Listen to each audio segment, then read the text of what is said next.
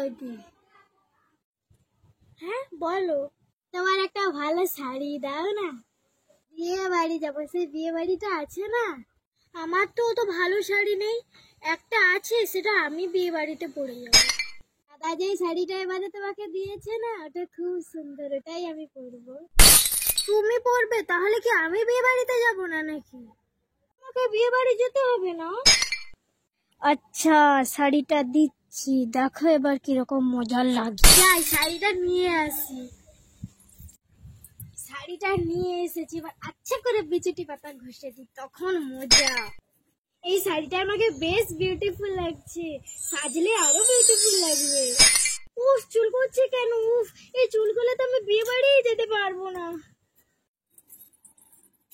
চুল করছে, এবার কচি টেনের মতো জব দো। দূর, আমি বিয়ে বাড়ি যাবো।